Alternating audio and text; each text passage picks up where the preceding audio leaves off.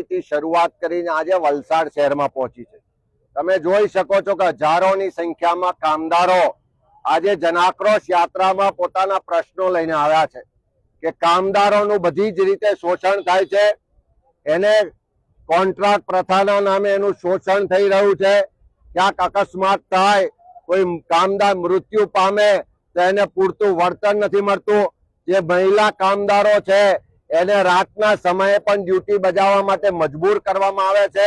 જે કોન્ટ્રાક્ટ પ્રથા છે એના કારણે કામદારોને પૂરતું એનું વેતન નથી મળતું।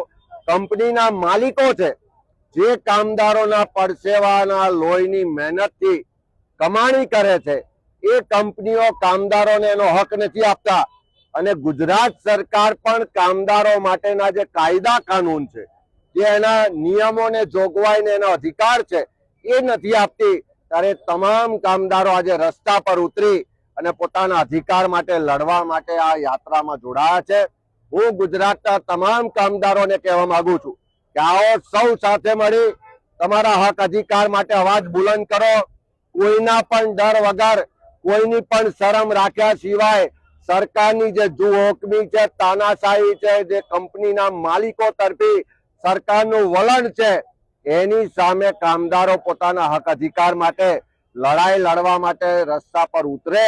આખી કોંગ્રેસ પાર્ટી સંકલ્પ કરે છે કે ગુજરાતમાં કામદારોના હક અધિકાર માટે, એમના ન્યાય માટે, એમને થતા શોષણ સામે આવનારા દિવસોમાં કામદારોની પડખે રહી અને ખભે ખભો મિલાઈને લડાઈ લડીશું।